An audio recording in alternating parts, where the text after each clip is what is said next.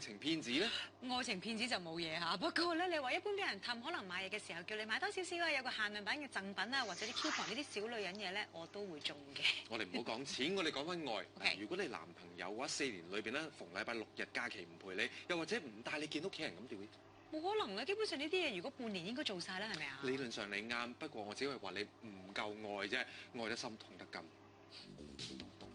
根據警方數字，今年上半年嘅網上情緣騙案比舊年同期增加1.5倍，涉及嘅款項達到3700萬，受害人年齡介乎25到73歲，大部分竟然係高學歷女性。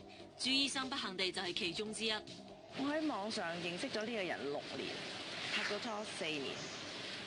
朱醫生今年53歲，喺醫療集團旗下診所執業。由於對風水命理有興趣，不時都會喺網上瀏覽相關文章。喺機緣巧合底下，09年佢喺網上結識咗一位自稱 Doctor 鐵板神數嘅男人，從此就墮入深淵。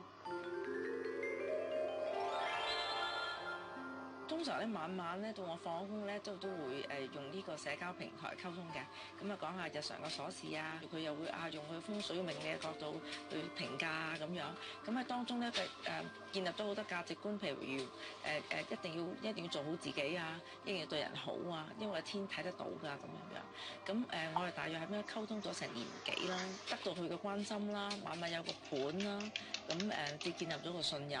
突然之間佢走嚟話俾聽我，佢想同我正式開始男女關係咧，就係佢話佢姐夫突然間中咗風，變咗佢會覺得要及時行樂啦。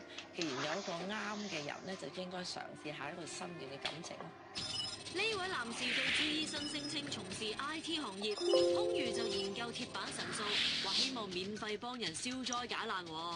不過同時佢亦用偉康正呢個名接生意，上門睇風水，能夠打動自己芳心。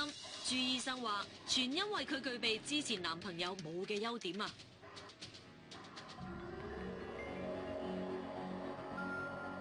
佢比較細心嘅嚇，佢喺我面前係表現得非常之好脾氣，非常之就得我。拍拖期間，佢哋從未嗌過交，除咗周圍揾好嘢食，仲中意外出旅行。不過大部分都係由朱醫生俾錢啫。開初有啲小禮物啦，譬如佢送咗張風水魚俾我啦，送咗個羅庚教我睇風水啦，有架我已經用咗8年嘅歐洲房車啦，想換架新嘅。咁跟住佢話我喺屯門識好多人喎，我幫你放得個比較好啲嘅價錢。咁開始放下，佢就話：哎呀，呢排市道唔好喎，又唔係好放得到，咁不如你俾我揸下添啦。佢爸爸身體又唔好，媽媽咧隻腳又行動唔方便。後尾咧話架車咧，佢係主力咧都係車佢父母去睇醫生嘅啫。咁講到咁，唔通即係問佢攞緊錢咩？熱戀中嘅情侶，錢銀嘅嘢有時好難計得咁清楚。不過後嚟呢位男士就得寸進尺，開始問朱醫生借錢啦。初初好細數目啦，同埋推出係有單有據啊。佢話佢喺大陸設廠，跟住有某啲投資，大家可以有得諗下。據了解，佢哋拍拖冇耐就開咗聯名戶口，4年之間，男方仲斷斷續續叫朱醫生投資落去內地嘅公司。咁跟住就見錢就出嚟變咗2200幾萬。咁點解你咁信佢咧？係咪因為佢對你有啲咩承諾啊？佢咧就話我之前咧個事業發展得比較理想，不過咧因為我條命咧就呼聲就唔係好明顯，咁所以算到咧就係到佢嘅出現咧，我呼聲咧就出嚟啦。咁仲承諾咧就喺2017年年中，但係7月咧就會結婚。咁啱咧，我爸爸年紀比較大，80幾歲，咁身體又都麻麻地，喺醫院。咁佢仲親自去探我父親。咁我父親問下你哋即係拍拖咁耐啦，有冇咩打算？佢親口同我父親講，我哋2017年會結婚嘅，連時間地點啊都差唔多承諾得到，我哋會將個附近揾間酒店結婚嘅。當局者迷，朱醫生覺得男朋友真係為咗大家嘅將來而努力，正期待住幸福婚姻來臨之際，舊年年尾男朋友就突然間人間蒸發。佢由識我哋開始咧，我就每一年咧做 medical ball，佢都會齊同我去嘅。突然之間嗰晚佢冇出現，成晚冇出現，跟住突然間瞓下，好似上帝打救咁啊！就話聽喂，你不如 check 我銀行戶口啊咁樣。咁 check 銀行話點解聯名我好似唔見晒嘅？咁然之後跟住就個心好彷徨啦。咁我即時打俾我老闆啦，打俾我做律師嘅妹妹啦，佢哋都教我不如去報警啦。起初，朱醫生仲擔心男朋友喺內地被人綁架，不過警察就反為建議佢揾律師幫忙。律師了解之後，提出種種疑點，令佢如夢初醒。咁律師有傾過，你會唔會覺得佢會已經有結婚，所以逢禮拜6日佢唔陪你啊？你會唔會覺得有啲怪？譬如你識咗4年，你冇見佢任何屋企人啊，甚至佢朋友你都冇見過。咁當時真係當頭拍喝，係喎，點解嘅？咁然之後就發覺，咁我連我啲姑娘，連我個老闆話你算啦。